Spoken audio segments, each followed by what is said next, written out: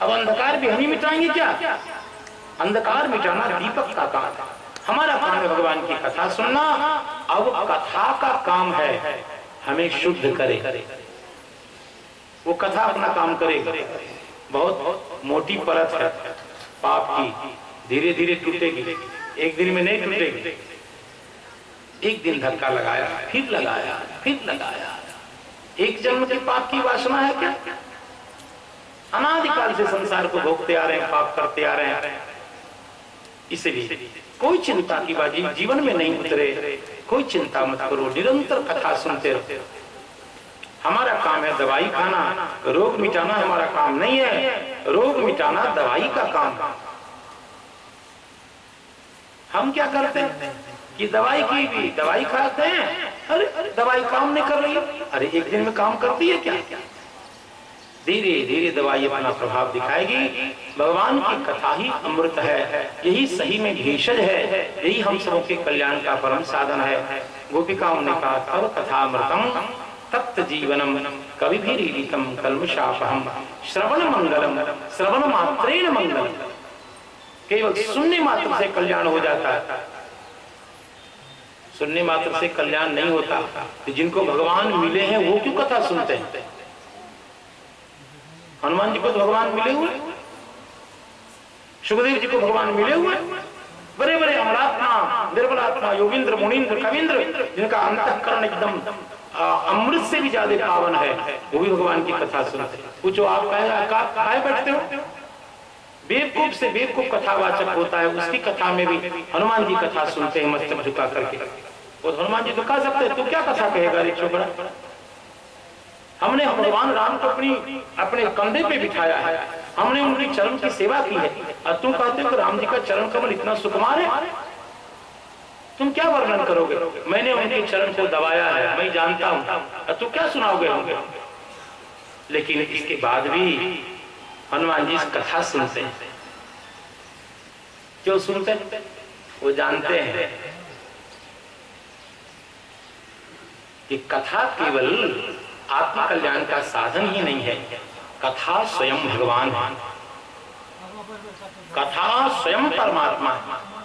कथा सुनने का मतलब है कि श्रवणेंद्रिय से भगवान को हृदय में लेना। भगवान के हृदय में प्रवेश करने के दो साधन हैं, या तो नेत्र अथवा कान। प्रविष्ट कर्णरंध्रेण स्वानाम भाव सरोरुहम। कर्ण छिद्र से भगवान हृदय में आते हैं और फिर भक्त के हृदय कमल का प्रक्षालन करते हैं, उसको पावन करते हैं। कैसे पता लगेगा कि एकदम शुद्ध हो गया? तो सुखदेव भगवान ने कहा है धौता आत्मा पुरुषा कृष्ण पादम न मुंचति। एक क्षण के लिए भी जो भगवान के चरण कमल को नहीं छोड़ता, सोच लो कि अब ये शुद्ध हो गया। हमारे मन में कोई छल छद्म नहीं है, झूठ बोलता है, झूठ बोलता है, नाटक करता है। निश्चल व्यक्ति का लक्षण क्या है? भागवत में लिखा धौतात्मा पुरुषः कृष्ण पादमूलम न मुंचते। एक क्षण के लिए भी जो भगवान के चरण कमल को नहीं छोड़ता, सोचो कि हाँ अब ये ठीक है, अब ये शुद्ध हो गया। यदि एक क्षण के लिए भगवान की विस्मृति होती है, इसका मतलब अभी रोग जारी है, दवाई की आवश्यकता। और दवाई और कुछ नहीं, तब कथामृतम। भगवान की कथा ही दवाई है भैया। तो हम सब लोग रोगी हैं और वही ड्रॉप पिलाने के लिए हम आए हैं आपके सामने। तो ये इतनी सी बात जो हुई वो हमारे भैया लल्लन जी के मधुर से मधुर संगीत को सुन करके ये बात मेरे मन से निकल गई। और अब हम मुख्य धारा में प्रवेश करें।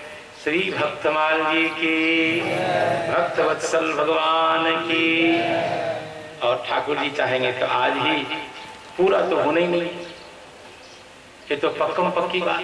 कितनी भी हम बेईमानी करेंगे तो संभव ही नहीं है। हम चाहे 10 पन्ना उल्टा दें ऐसे ऐसे तो भी कथा पूरी नहीं होगी। और ये बहुत अच्छी बात है कि कथा पूरी न हो। कथा क्यों पूरी हो? भोजन पूरा होता, कथा पूरी क्यों? कल फिर भोजन मांगते, वैसे कल के लिए फिर कथा रखनी चाहिए।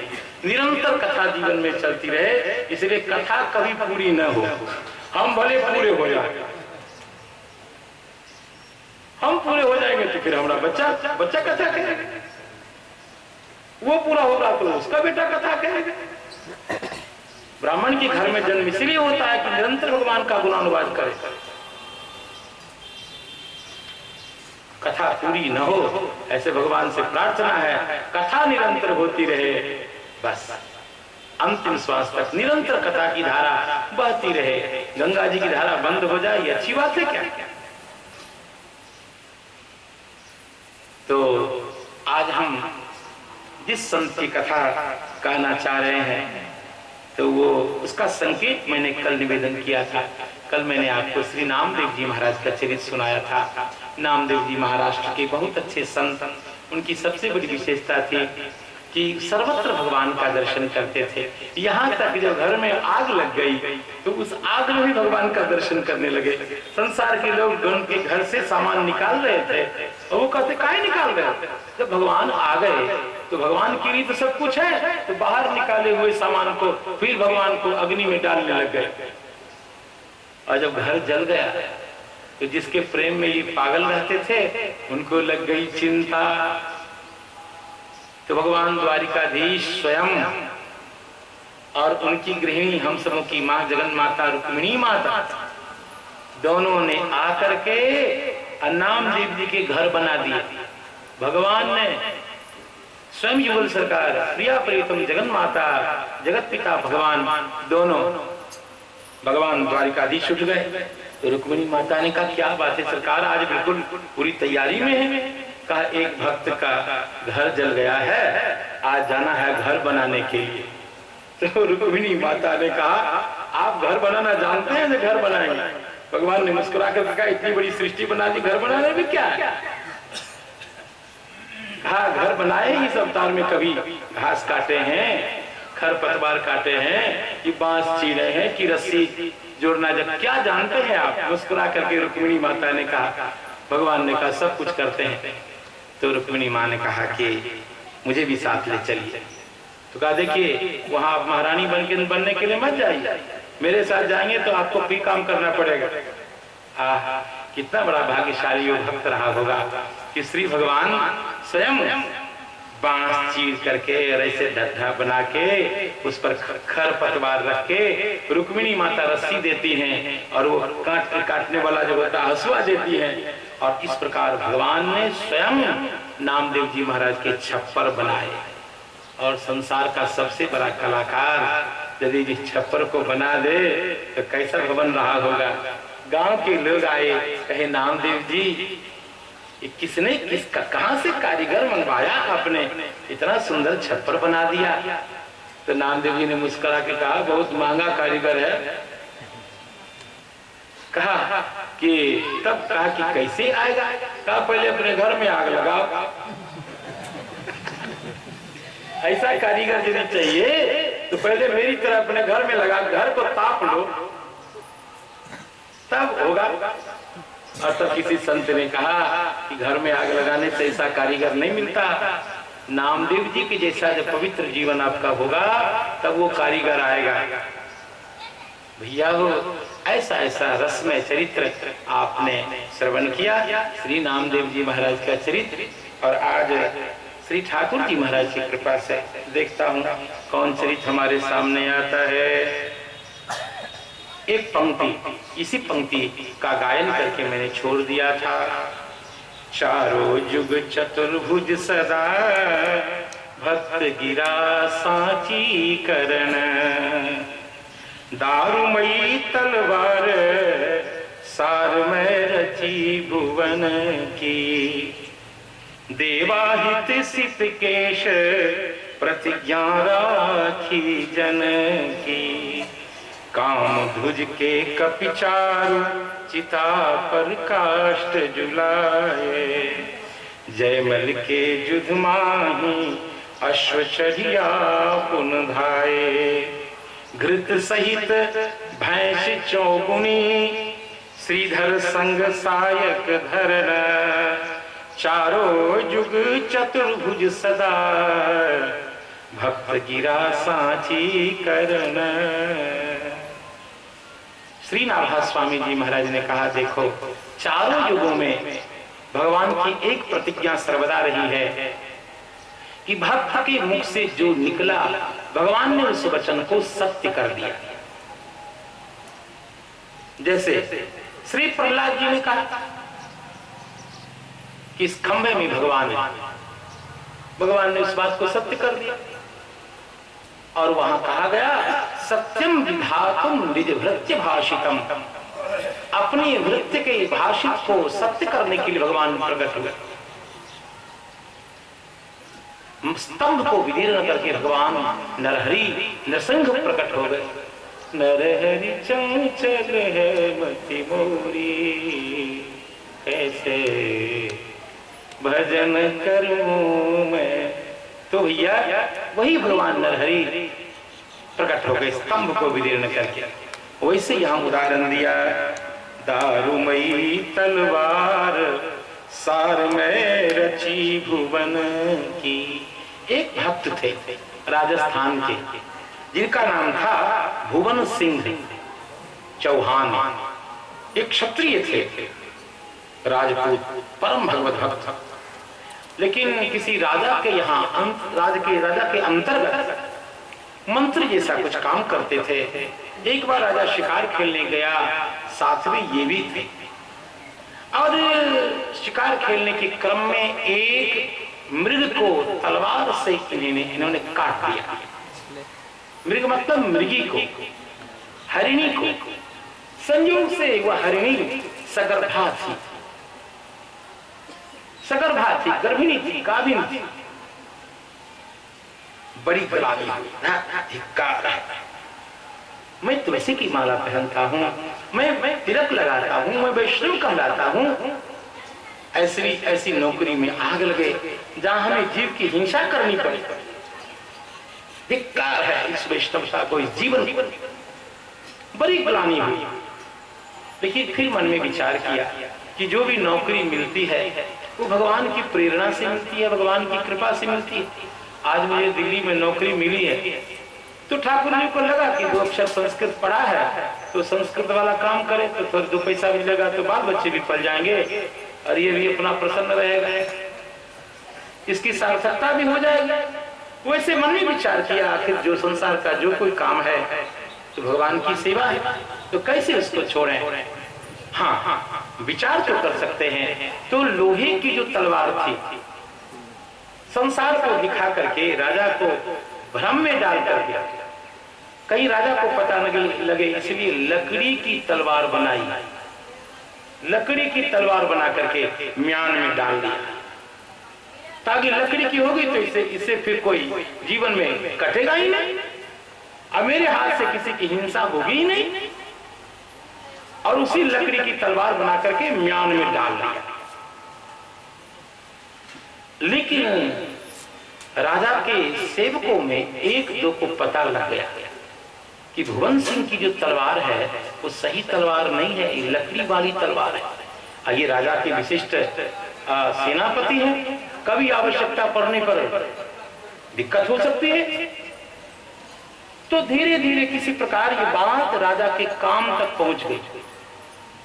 तो राजा इनकी निष्ठा पर विश्वास करता था, ये ऐसा नहीं कर सकते, हमारे साथ धोखा नहीं कर सकते।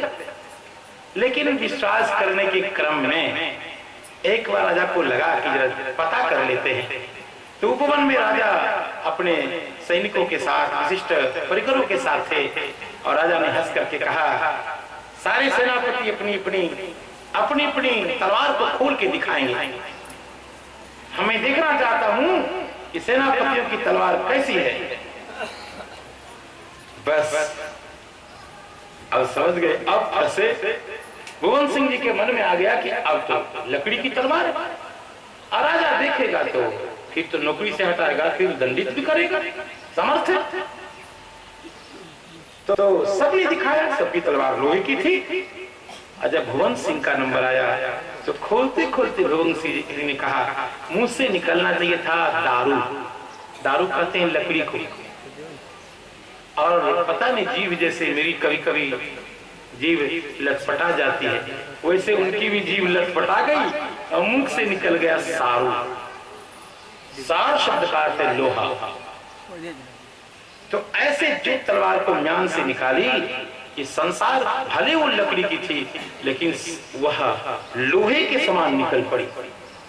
भगवान ने उनके वचन को सत्य कर दिया। दारू के बदले सार ऐसा मुख से निकला और उनके मुख से निकले वचन को भगवान ने सत्य कर दिया। और तब देखा कि लोही का कैसे बन गया, ये तो मैंने स्वयं इसको लकड़ी के रूप में रखा। तब मुंह लगा, वो ठाकुर जी ने मेरे वचन को सत्य करने की लीला की। कहा राजन अब हम आपकी सेवा नहीं करेंगे, जो हमारे वचन को सत्य करता है उस परमात्मा की नित्य सेवा करेंगे और आपकी नौकरी को जय जय सीताराम ऐसे नौकरी को समर्पित किया और आए भगवान की सेवा करने लगे। ऐसे श्री भुवन सिंह जी महाराज एक और संत जिनके वचन को भगवान ने सत्य किया, और वो पंडित जी महाराज जिनका नाम है देवा पंडा। देवा पंडा जी की कथा है। दर्शन आयो राणा रूप चतुर्भुज। एक बार उस देश के राजा, एक बहुत अच्छा राजा है, राणा उसका नाम है, और राजाओं के पास समय तो होता नहीं, फिर धर्म की निष्ठा के कारण एक राजा लोग मंदिर बनाए और उस मंदिर में पुजारी के रूप में श्री देवा पंडा जी को नियुक्त किया। देवा पंडा जी नित्य भगवान की निष्ठा से पूजा करते हैं। रोज राजा संध्या कालीन भगवान का दर्शन करने आते हैं, ये उनका काम है। राजा रोज आता है और पुजारी जी महाराज भगवान के कंठ की माला, प्रसादी माला देवा पंडा जी पुजारी जो हैं खोल करके राजा के कंठ में डाल देते। भगवान की प्रसादी माला देवा पंडा जी राजा के कंठ में डाल देते हैं। एक दिन क्या हुआ, श्री देवा पंडा जी के मन में आया कि भगवान की प्रसादी माला हम रोज राजा को देते हैं, पुजारी हम हैं, क्या हमारा अधिकार नहीं है माला पहनने का? क्या हम भगवान की प्रसादी माला पहन लेंगे तो दोष हो जाएगा? तो भगवान की प्रसादी माला उतार करके, अभी तो राजा आया नहीं, पहन लिया। कौन देखता, अरे पहन करके कहा आज मुझे भगवान की प्रसादी माला पहनने का सौभाग्य मिला। और फिर सोचा कि इसमें लिखा तो है नहीं कि कौन कौन पहना, तो उतार करके फिर वैसे खुट्टी में टांग दिया जैसे माला रखी थी। और समय पर राजा आया, राजा को फिर वो माला पहना दी, वही माला। लेकिन कांड क्या हो गया, देवा पंडा जी थे बूढ़े, और उन्होंने जब माला पहनी तो उनका एक सफेद केश उस माला में लिपट गया, और वो लिपट करके वही माला फिर बाद में राजा ने धारण कर। तो राजा ने जब माला पहनने के बाद माला खोली तो सफेद केस उसको राजा को मिला। तो राजा के मन में आ गया, लगता है पुजारी ने पहले पहन के कुट्टी में टांग दिया और जब मैं आया तो अपनी पहनी हुई माला मुझको पहना दिया। समझ गया राजा, ओ ये चक्कर है। लेकिन राजा ने कहा, देवा पंडा जी, पुजारी जी, ये सफेद केश निकला है माला से, भगवान बूढ़े हो गए क्या? भगवान बूढ़े हो गए? संयोग से देवा पंडा जी के मुख से निकला, हाँ भगवान बूढ़े हो गए क्या? भगवान का बाल सब केश सफेद हो गया? इन्होंने कहा हाँ सरकार, हाँ।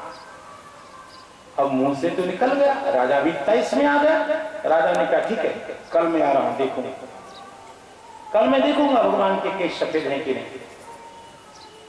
और यदि ऐसा नहीं हुआ तो फिर आप जानते, अब पूरी रात देवा पंडा जी ठाकुर जी के चरण पकड़ लिए, सरकार हमारी इज्जत रखिए। मेरी इज्जत मेरे मुख से निकल गया कि आप बूढ़े हो गए, आपके सारे बाल सफेद हो गए, और भगवान की जहाँ पर प्रतिष्ठा होती है तो भगवान का किशोर रूप में ही दर्शन होता है।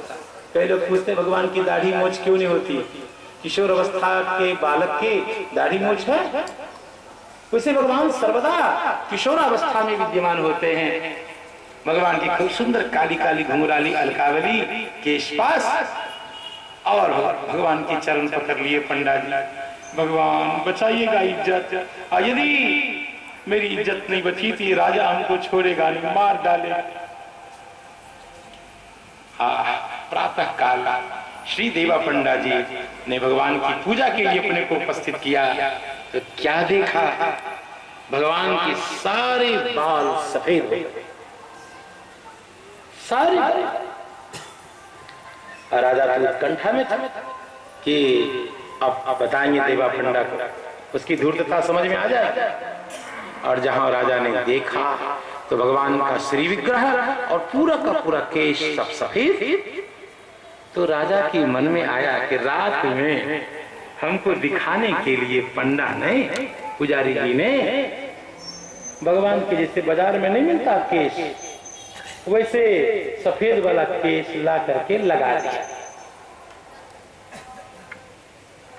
बस का भगवान बुरे हो गए, देखते तो ऐसे दिखाई तो ऐसे देते हैं।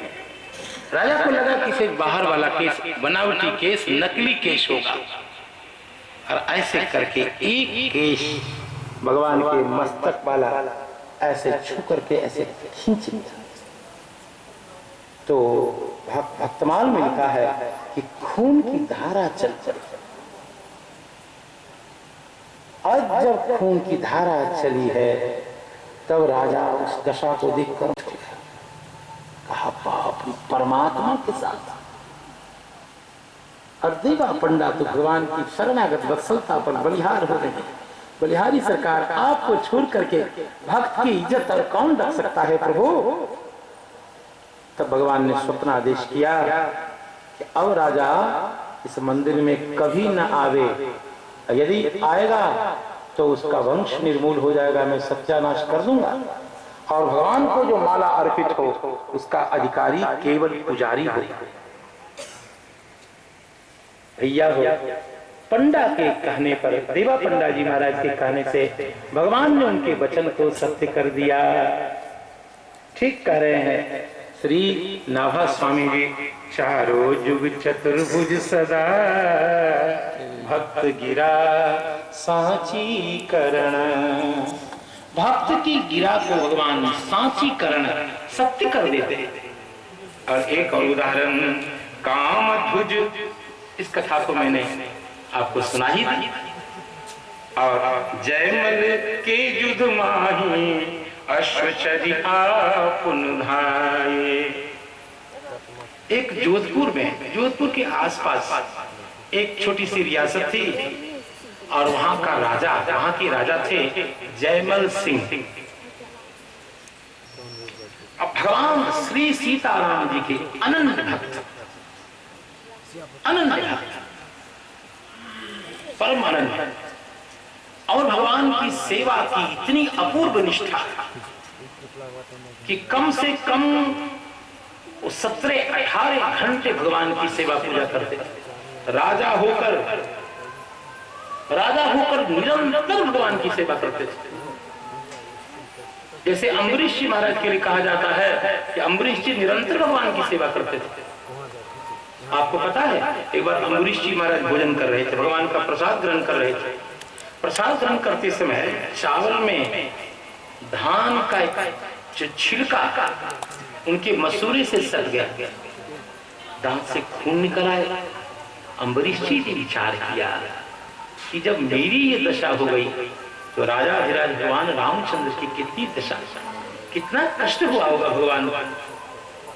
तब से सारे सेवकों को अलग कर दिया, चलो चलो तुम लोग सेवा में बड़ी गड़बड़ी करते हो, हटो, मैं स्वयं सर सेवा करूं। और तब अम्बरीश जी महाराज भगवान के लिए चक्की चला आटा पीसने के लिए। पूरे संसार के एक छत्र शासक अम्बरीश जी महाराज, और भगवान के लिए चक्की चला। मंदिर में भगवान सीताराम जी विद्यमान, आराध्य के रूप में। भगवान से रहा नहीं जाता। भगवान मंदिर से निकल के पंखा लेकर के और अम्बरीश जी के ऊपर ऐसे ऐसे झलने लगे। अम्बरीश जी ने कहा, आप क्या कर रहे हैं? आप चुपचाप मंदिर में बैठे रहिए। भगवान से कहते कि आप परमात्मा हैं, आप मंदिर में बने रहिए। और इधर अम्बरीश जी परिश्रम करने के कारण, भगवान की सेवा करने के कारण पसीने से लथपथ रहते, चक्की चलाते, आटा पीसते, और भगवान से जब सहन नहीं होता तो मंदिर से बाहर निकल के और भक्तराज के ऊपर पीसते हुए अम्बरीश जी के ऊपर पंखा झलते। कहते, सरकार आप क्या कर रहे हैं? भगवान भी कहते, आप क्या कर रहे हैं? ये राजा होकर के यही काम आपका? ये काम सेवक नहीं कर सकता? तो अम्बरीश जी कहते, मैं आपका सेवक हूं, आप मंदिर में विराजिए। तो भगवान भी कहते, मैं आपका भी सेवक हूं, आप मेरे सेवक, मैं आपका सेवक। ऐसे जैसे अम्बरीश जी महाराज थे, वैसे ही जयमल सिंह जी। जयमल सिंह जी का नियम था, 4:30 बजे उठते, स्नान आदि करके पहुंच जाते मंदिर, और मंदिर का सब कैंकर जो स्वयं करते, झाड़ू पोछा से लेकर के, और स्नान करना, भगवान के लिए सारा रसोई पाक तैयार करना, अभी भगवान की पूजा करना, घंटी घड़ियाल, किसी को सकने नहीं देते मंदिर में ना, सब काम हम करेंगे। चंदन पुष्पमाला, तुलसी दल, आरती, मंगल, स्वयं रसोई बना करके भगवान को 11 बजे भोग लगा करके प्रसाद पाते। और जो राजा थे जयमल सिंह जी, तो भी भगवान संसार के लोगों के लिए केवल 5 मिनट, राजा होने पर मंत्री को कहा रखा था कि केवल 5 मिनट में तुम लोगों से बात करूंगा, बस। इसी में कहीं मुहर लगाना, कहीं हस्ताक्षर करना, कोई परामर्श करना, जो कुछ करना है 5 मिनट का समय, 1 सेकंड ज्यादा नहीं, फिर हम भगवान के मंदिर में चले जाएं।